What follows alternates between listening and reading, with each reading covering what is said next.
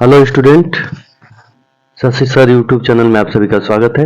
आज हम लोग फिर से क्लास 10 का प्रीवियस ईयर सेट यानी सेट नंबर 7 का जो खंड ब है उसका क्वेश्चन नंबर 2 का सभी क्वेश्चन जितने भी क्वेश्चन नंबर 2 में दिए गए हैं उन सभी क्वेश्चनों को हल करेंगे। तो आइए शुरू करते हैं।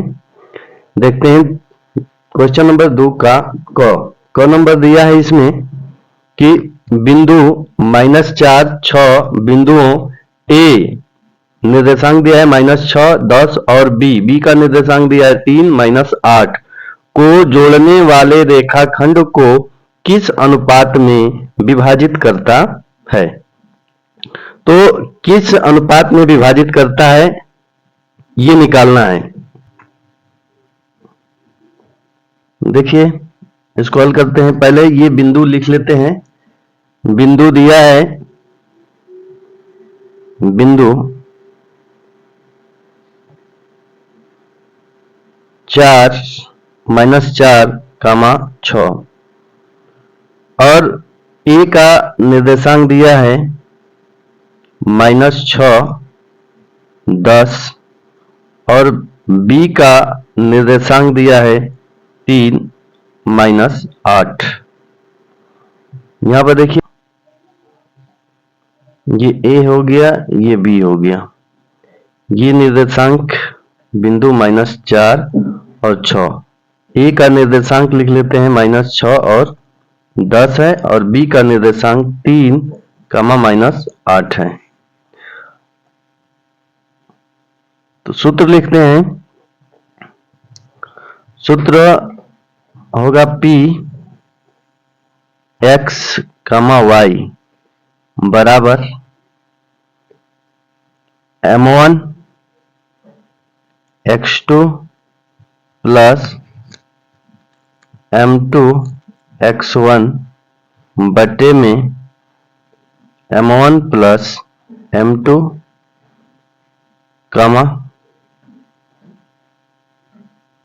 m1 y2 plus m2 y1 बटे में m1 प्लस m2। m1 और m2 का मान निकालना है। इसमें यहाँ पर p x y का मान दे दिया है -4 और 6। तो यहाँ पर लिखते हैं -4 6 बराबर m1 का मान यहाँ से निकाल लेंगे तो ये हो जाएगा ये आपका होगा x1 y1, ये हो जाएगा आपका x2 y2। तो यहाँ मान रखते हैं m1 का मान निकालना है। तो m1 x2 का मान हो जाएगा 3 प्लस m2 x1 का मान -6 बटे में m1 प्लस m2। यहां से हम निकालेंगे m1 y2 का मान हो जाएगा -8 प्लस m2 y1 का मान हो जाएगा 10 बटे में m1 प्लस m2। अब यहां पर देखेंगे तो ये x वाला पद है, तो x की बात करें तो m1 गुणे 3, इसको पहले हल कर लेते हैं। -4 6 बराबर 3m1 -6 m2 बटे में m1 प्लस m2। यहां पर हो जाएगा -8 m1 प्लस 10 m2 बटे में m1 प्लस m2। कोष्टक लगा देते हैं।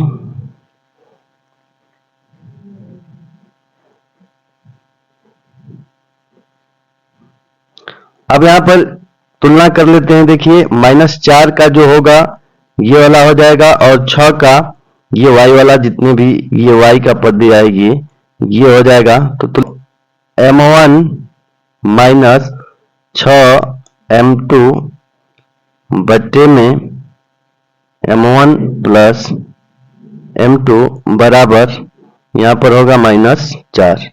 इसको भी लेकर हल कर सकते हैं, उतना ही आएगा। तो इसको पहले हल करते हैं तो ये होगा 3m1 माइनस 6m2 बराबर m1 प्लस m2 का क्रॉस गुणा कर देते हैं तो ये होगा m1 प्लस m2। यहां पर 4 से गुणा करेंगे तो 3m1 माइनस 6m2 बराबर माइनस 4m1 माइनस 4m2 होगा। अब यहां पर देखिए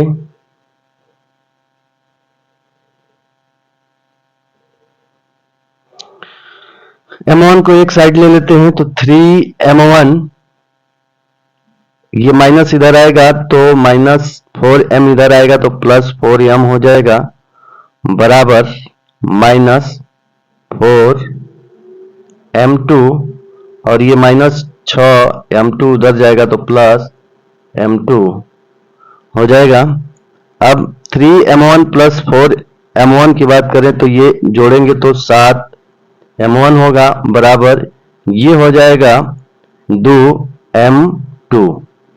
यहां पर अनुपात अब निकालें तो m1 का अनुपात 2 हो जाएगा और m2 का 7 हो जाएगा, यानी m1 यहां से इसके सामने वाला और m2 के सामने वाला ये 7 हो जाएगा। तो यहां पर लिखें तो m1 अनुपात m2 बराबर हो जाएगा 2 अनुपात 7, ये अनुपात में विभाजित करेगा, ये आंसर होगा।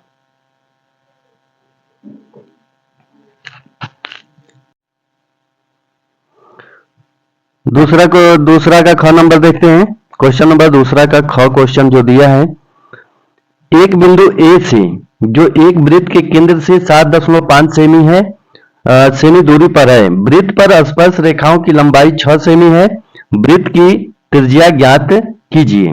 वृत्त की त्रिज्या ज्ञात करना है तो सबसे पहले एक वृत्त बना लेते हैं। वृत्त एक बना लें तो एक ये वृत्त बना लिए और वृत्त का ये केंद्र हो गया। केंद्र से बोला है क्या कि एक बिंदु ए से जो एक वृत्त के केंद्र से 7.5 सेमी की दूरी पर है, तो एक बिंदु यहां पर ले लेते हैं ए बिंदु जो वृत्त के केंद्र से कितना दूरी पर है, तो वृत्त के केंद्र से 7.5 सेमी दूरी पर है, 7.5 सेमी दूरी पर है। वृत्त पर स्पर्श रेखा की लंबाई और वृत्त पर एक स्पर्श रेखा खींच देते हैं। वृत्त पर स्पर्श रेखा ये हो गया और वृत्त पर स्पर्श रेखा की लंबाई 6 सेमी है। तो हमें वृत्त की त्रिज्या ज्ञात करना है, ये वृत्त की त्रिज्या ज्ञात करना है। ये O हो गया और इसको B मान लेते हैं। तो यहां पर देखिए ये हम लोग जानते हैं कि वृत्त के केंद्र से स्पर्श बिंदु पर खींची गई रेखा लंब होती है, यानी कि ये 90 डिग्री का होगा, 90 डिग्री। तो इसमें हम लोग पाइथागोरस प्रमेय से इसको हल करेंगे।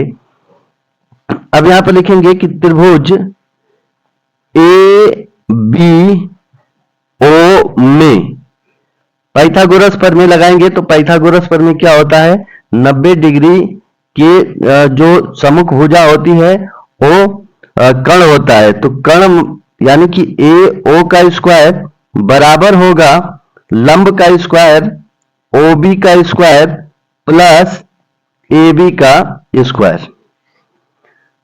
अब यहां पर ए ओ का मान निकालना है, सॉरी ए ओ का मान दिया है, ए ओ का मान कितना दिया है तो 7.5 का ये स्क्वायर हो जाएगा बराबर ओ बी का मान निकालना है, ओ बी त्रिज्या है, आर स्क्वायर हो जाएगा प्लस त्रिज्या को मान लेते हैं आर, तो ए बी दिया है 6, तो 6 का स्क्वायर हो जाएगा।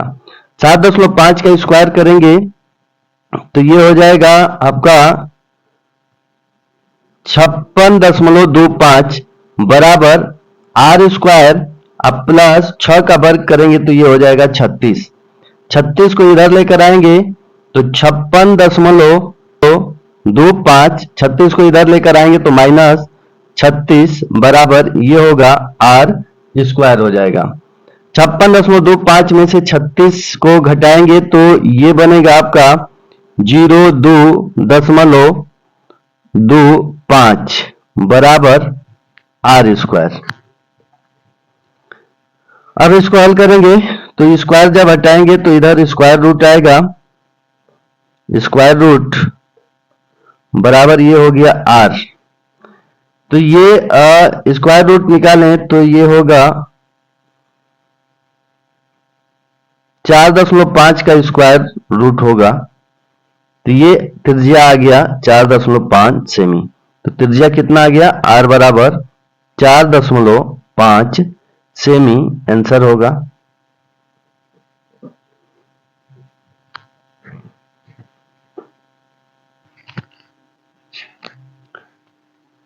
अगला क्वेश्चन देखते हैं। क्वेश्चन नंबर 2 का दूसरा का ग है। क्वेश्चन नंबर दूसरा का ग है, सिद्ध कीजिए कि किसी त्रिभुज की दो भुजाओं को एक ही अनुपात में विभाजित करने वाली रेखा त्रिभुज की तीसरी भुजा के समांतर होती है। आइए इसको सिद्ध करते हैं। सबसे पहले एक त्रिभुज बना लेते हैं।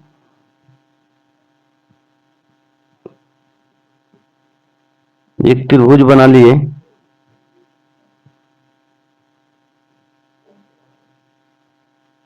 A B C.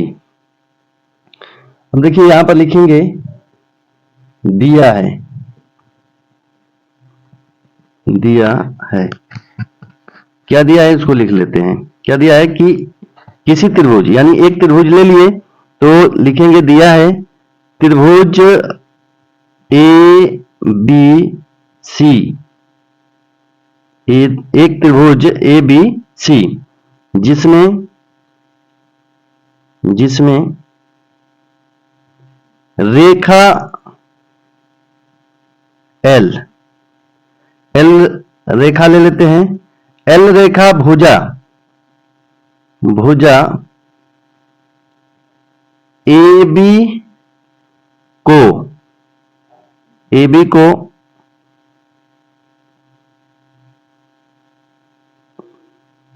ये मान लेते हैं डी है, और ये एल रेखा है, और ये हो गया ई।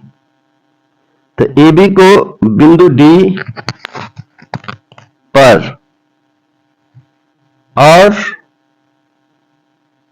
भुजा AC को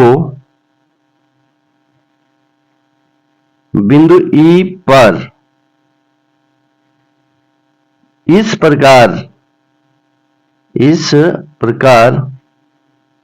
प्रतिच्छेद करती है कि, यहां पर दिया है कि भुजा विभाजित करने वाली किसी त्रिभुज की दो भुजाओं को एक ही अनुपात में विभाजित करती है।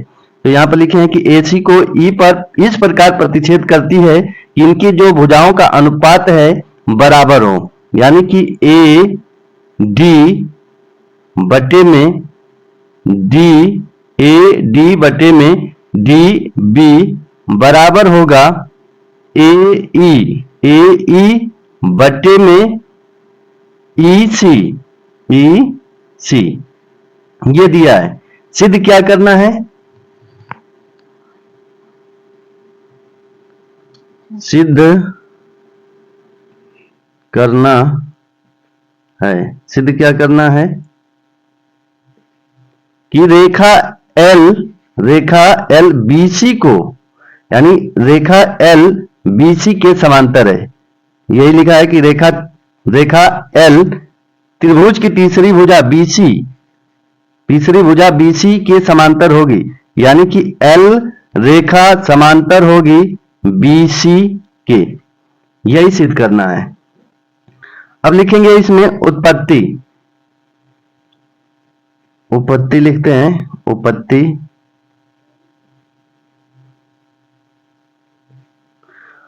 अब यहां पर लिखेंगे कि यदि DE BC के समानांतर नहीं है,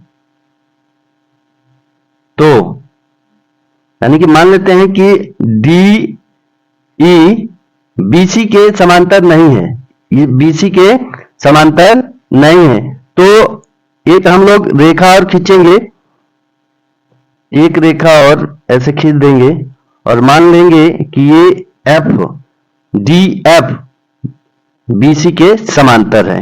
तो यहां पर लिखेंगे कि तो DF समांतर BC खींचा, ये हो गया। जब DF BC के समांतर है तो अब यहां पर लिखेंगे चूंकि DF समांतर है BC, तो हम लोग एक प्रमेय जानते हैं, आधारभूत NCERT में प्रमेय नंबर 6.1 है, 6.1 और ये 6.2 का ये पहले थ्योरम का अब विलोम वाला है, तो ये पेपर में दिया है, 4 नंबर में है, इसको ध्यान से देख लीजिएगा। तो हम जानते हैं कि आधारभूत समानुपातिकता प्रमेय के अनुसार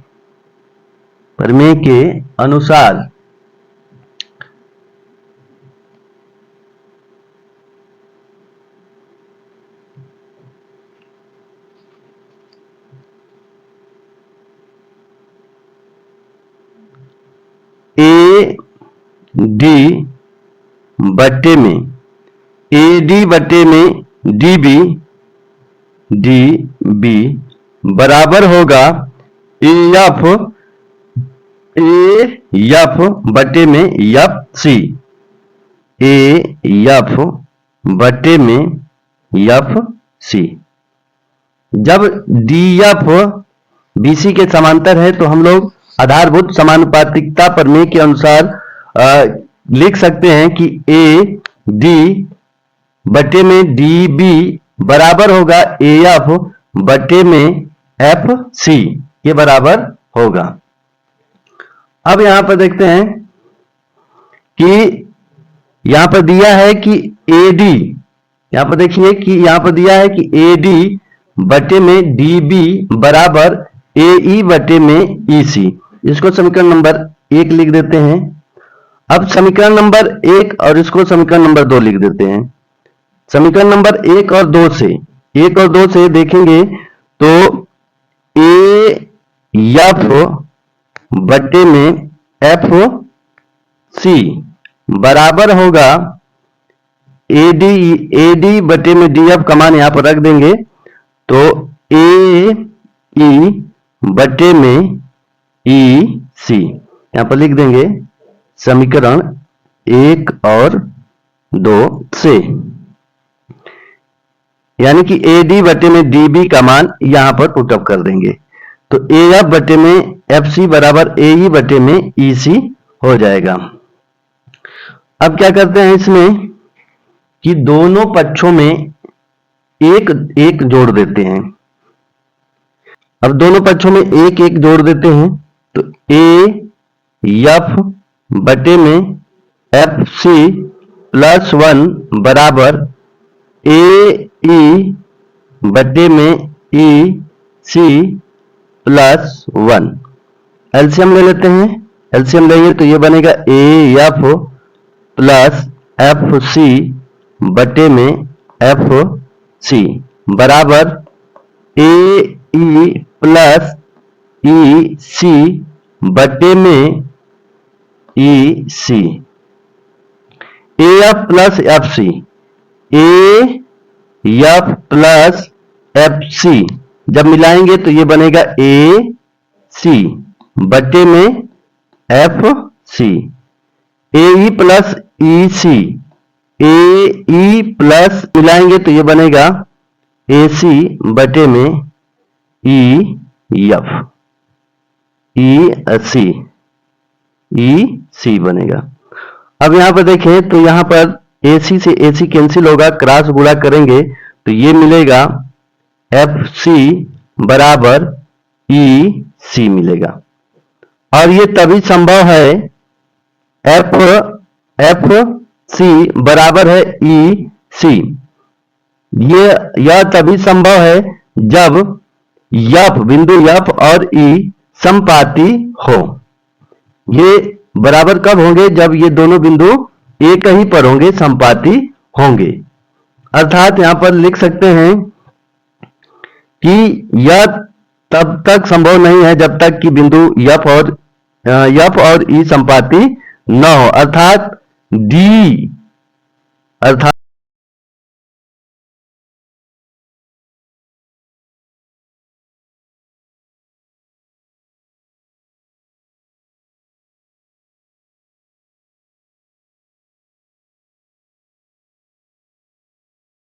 इसलिए अब यहां पर लिख देंगे,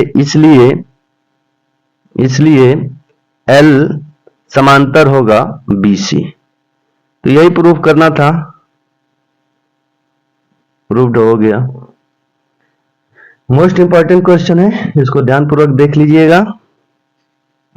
क्वेश्चन नंबर दूसरा का घ नंबर दिया है इसमें कि दो अंकों की एक संख्या का योग 12 है, अंकों का स्थान बदल देने पर प्राप्त संख्या दी गई संख्या से 18 अधिक है, तो संख्या ज्ञात कीजिए। चलिए इसको हल करते हैं, देखिए किस प्रकार हल होगा ये।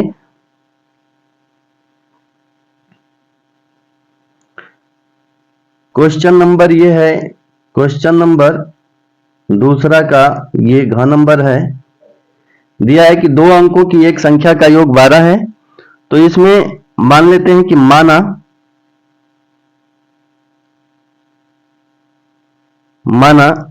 दहाई का अंक इसमें मान लेते हैं x है, और इकाई का जो अंक है, इकाई का अंक y मान लेते हैं।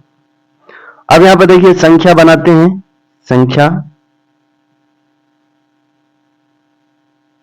संख्या बराबर कितना होगा? देखिए दहाई में 10 का गुणा करते हैं और इकाई में 1 का गुणा करते हैं, तो दहाई में 10 का गुणा करेंगे तो ये होगा 10x, और प्लस इकाई में 1 का गुणा करेंगे तो ये बनेगा y। इस प्रकार से संख्या बनती है। संख्या बनाने का तरीका ये है कि दहाई के अंक में 10 का गुणा और इकाई के अंक में 1 का गुणा करके जोड़ दिया जाता है, तो वो पूरी संख्या प्राप्त हो जाती है। तो हम लोगों का ये संख्या कितना मिला? 10x plus y। अब इसमें क्या दिया है कि दो अंकों की एक संख्या का योग 12 है, दो अंकों की एक संख्या का योग 12 है। अब यहां पर दे दिया है कि अंकों का जो योग है वो 12 है, तो यहां पर लिखेंगे अकॉर्डिंग टू क्वेश्चन, प्रश्नानुसार लिखेंगे कि दोनों अंकों को जब जोड़ेंगे, यानी x और y को जोड़ेंगे, तो x प्लस y इनका योग कितना आना चाहिए? तो 12। सवाल में दिया है कि दो अंकों की एक संख्या का योग कितना है? 12 है, तो इन दोनों को जोड़ेंगे तो x प्लस y बराबर 12। अब क्या दिया है कि अंकों का स्थान बदल देने पर, तो अंकों का स्थान बदल देते हैं, यानी कि जो दहाई है उसको इकाई बना देते हैं, जो इकाई है उसको दहाई बना देते हैं। तो संख्या क्या बनेगा? देखिए यहां पर लिखते हैं नई संख्या। नई संख्या क्या बनेगी? तो अब दहाई y हो गया, तो y में 10 का गुणा करेंगे, और x हो गया इकाई अंक, तो x में 1 का गुणा करेंगे, यानी 10y प्लस x।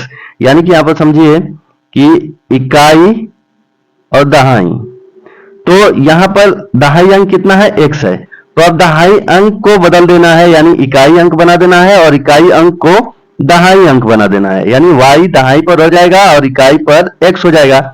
इकाई में 1 का गुणा करेंगे और दहाई में 10 का गुणा करेंगे, और इन दोनों को जोड़ देंगे तो ये संख्या प्राप्त होगी। तो नई संख्या कितना बन गया? 10y plus x। अब सवाल में बोला है कि फिर लिखेंगे अगेन प्रश्नानुसार कि अंकों का स्थान बदल देने पर प्राप्त संख्या, जो प्राप्त हुई है नई संख्या, यानी 10y प्लस x जो संख्या प्राप्त हुई है दी गई संख्या से, दी गई संख्या कितना है तो 10x प्लस y दी गई संख्या से 18 अधिक है। कौन सी संख्या? तो जो प्राप्त हुई है संख्या, वो संख्या दी गई संख्या से कितना अधिक है? 18 अधिक है। यानी कि इन दोनों का जो अंतर है वो कितना है? 18 है। अब यहां पर हल करते हैं तो ये होगा 10y प्लस x, ये कोष्ठक हटाएंगे तो ये होगा -10x और माइनस y बराबर 18 होगा। अब इसको हल करते हैं तो 10y में से 1y घटेगा तो 9y और x माइनस 10 ये होगा 9x बराबर 18। 9 से भाग कर देते हैं तो y माइनस x बराबर 9 दूना 18। इसको सीधा लिख लेते हैं तो -x प्लस y बराबर ये होगा 2। यहां पर इसको मानते हैं समीकरण नंबर 1 और ये हो जाएगा समीकरण नंबर 2। समीकरण 1 और 2 को जोड़ने पर, यहां पर लिखते हैं समीकरण 1 और 2 को जोड़ने पर, समीकरण 1 व 2 को जोड़ने पर, तो जब जोड़ेंगे तो x प्लस y बराबर ये हो गया 12 और ये हो गया -x प्लस y बराबर ये हो गया 2। जब जोड़ेंगे तो ये क्रॉस हो जाएगा, माइनस प्लस है तो कैंसिल होगा, ये होगा 2y बराबर 12 में से 2 घटा देंगे तो कितना आएगा 10, सॉरी ये जोड़ देंगे तो ये होगा 14।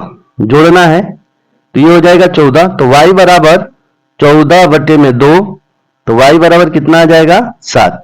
अब y का मान या तो 1 में रख दें या तो 2 में रख दें, तो y का मान इसमें रख देते हैं समीकरण नंबर 1 में, तो 1 में रखेंगे तो x का मान कितना आएगा, x बराबर 12, y को इधर करेंगे तो -7 होगा, y का मान कितना है 7, तो 7 को इधर करेंगे तो 12 माइनस 7 यानी कितना आ गया 12 5 7, ये हो गया 12 -7 5 आएगा। अब संख्या बना लेते हैं, क्या पूछा है सवाल में कि संख्या ज्ञात कीजिए, तो संख्या कितना आएगा, संख्या बराबर, देखिए संख्या कितना लिए वहां पर है 10x प्लस y है, तो यहां पर रखेंगे 10, x का मान कितना है 5, y का मान कितना है 7, तो यहां पर होगा 50 अब प्लस 7, ये आपका हो गया 57, यही आंसर होगा। ये आपका कितना आ जाएगा 57 आ जाएगा। चलिए देखिए 2 का अंग द्विघात समीकरण रूट में 3x² minus 11x plus 8 root में 3 बराबर 0 को हल कीजिए। देखिए ये रूट वाला समस्या होता है हल करने में, तो इसको समझ लीजिए कैसे हल होगा। सबसे पहले क्या करेंगे कि इस सवाल को लिख लेंगे, रूट में 3x² minus 11x plus 8 root में 3 बराबर 0। द्विघात समीकरण से हल करना है तो इसको सिरदराचार्य पर भी हल कर सकते हैं और डायरेक्ट भी हल कर सकते हैं, आप लोगों को जो उचित लगे हल कर सकते हैं। देखिए हम ऐसे फैक्टर बनाकर इसको हल करते हैं, रूट में 3 और ये रूट में 3, 8 रूट में 3 से गुणा कर देते हैं सबसे पहले, तो रूट में 3 गुणे 8 रूट में 3 का जब गुणा करेंगे तो 8 होगा, और रूट में 3 का 3 रूट में 3 और रूट में 3 का गुणा करेंगे तो ये हो जाएगा 3, इसका गुणा करेंगे तो ये होगा 24। अब 24 का फैक्टर बनाना है कि गुणा करने पर 24 आए और ये प्लस है तो जोड़कर हमें कितना लाना है 11 लाना है, कितना 11। तो देखिए अतिरिक्त 24 होता है, 8 और 3 11 होता है, तो यहां पर हम लोग लिख लेते हैं रूट में 3x² माइनस 11 को क्या लिखेंगे 8 प्लस 3 और ये x हो गया प्लस 8 रूट में 3 बराबर 0। x का गुणा कर लेते हैं, इधर माइनस से गुणा होगा तो रूट में 3x² minus 8x minus 3x plus 8 root में 3 बराबर 0। अब यहां पर कॉमन लेते हैं, कॉमन देखिए क्या बनेगा, यहां पर कॉमन की बात कर लें तो x कॉमन हो रहा है, तो x कॉमन ले लेते हैं।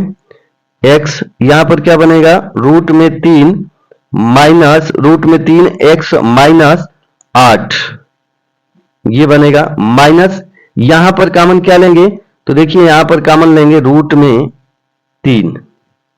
रूट में जब 3 कॉमन लेंगे तो ये जो 3 है इसको बना लेंगे रूट में 3 और गुणे रूट में 3। तो रूट में 3 का 3 रूट में 3 गुणे रूट में 3 का गुणा करेंगे तो कितना होगा, 3। यानी कि 3 को क्या लिख सकते हैं, रूट में 2 बार 3 लिख सकते हैं गुणा के रूप में। तो एक बाहर निकल कर आया तो एक बच गया यहां पर, तो यहां पर बचेगा रूट में 3 और माइनस कॉमन लिए हैं तो ये प्लस है तो क्या हो जाएगा, माइनस हो जाएगा। और रूट में 3 यहां पर x और ये माइनस हो गया और यहां पर बचेगा रूट में 3 कॉमन ले लिए हैं तो यहां पर बचेगा 8 बराबर ये हो गया 0। अब यहां पर क्या करेंगे, इसमें देखिए रूट में 3 x माइनस 8, रूट में 3 x माइनस 8 कॉमन हो जाएगा, रूट में 3 x माइनस 8 कॉमन होगा तो यहां पर बचेगा x माइनस रूट में 3 बराबर ये हो गया 0। अब यहां पर लिखेंगे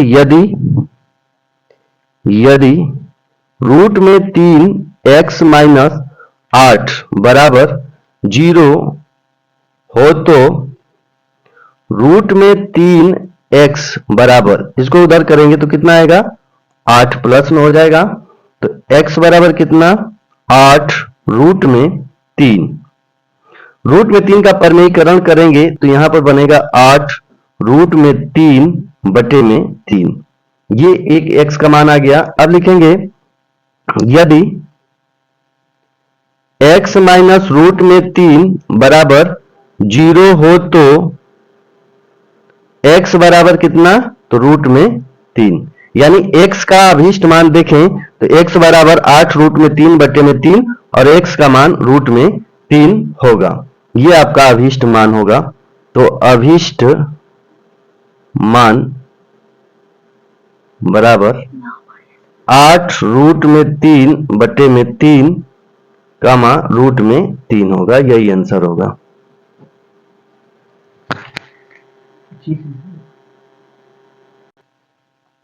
देखिए इसमें अगला क्वेश्चन है 2 का 4, निम्नलिखित आंकड़ों से माध्यिका ज्ञात कीजिए। वर्ग अंतराल दिया है, बराबरता दिया है, माध्यिका ज्ञात करना है। तो देखिए किस प्रकार इसको हल करते हैं। आइए देखिए, वर्ग अंतराल 0 से 10 2 बार और 10 से 20 8, 20 से 30 20 और 30 से 40 15, 40 से 50 5। तो इसमें माध्यिका पूछा है तो माध्यिका में सबसे पहले संचयी बारंबारता निकालते हैं। संचयी बारंबारता देखिए किस प्रकार निकलता है, तो यहां पर 2 है तो यहां पर 2 लिख लेंगे, 2 हो जाएगा। अब 2 में 8 जोड़ेंगे तो कितना होगा, 10 हो जाएगा। 10 में 20 जोड़ेंगे तो ये आपका हो जाएगा 30 और 30 में 15 जोड़ेंगे तो हो जाएगा 45 और 45 में 5 जोड़ेंगे तो ये हो जाएगा 50। यहां पर जो संख्या आई है 50, ये योग करने पर 50 होना चाहिए। जोड़कर देख लीजिए, 15 5 20 और 20 20 40 और 10 50। तो n का मान कितना आ गया, 50 आ गया। तो यहां पर देखिए n का मान कितना आ गया, 50। तो यहां पर लिखेंगे कि n बटे में 2, यानी कि n का आधा कर देंगे तो यानी कि 50 बटे में 2 हो जाएगा। तो कितना होगा, 25। 25 तो यहां पर लिखेंगे संख्या 25 संचयी बारंबारता,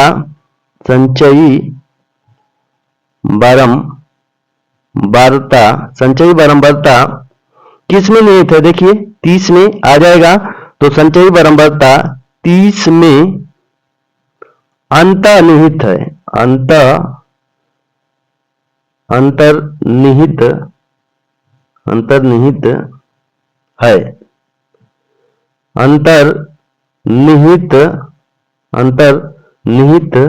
है।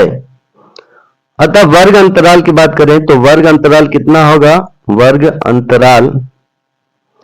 अंतराल हो जाएगा 30 का जो है ये 20 और 30 वर्ग अंतराल होगा। 25 संचयी बारंबारता 30 में अंतर्निहित है, अतः वर्ग अंतराल 20 और 30 होगा। अब यहां पर एक सूत्र इसमें चलता है, उस सूत्र को लिखेंगे। देखिए सूत्र क्या होता है, तो माध्यिका बराबर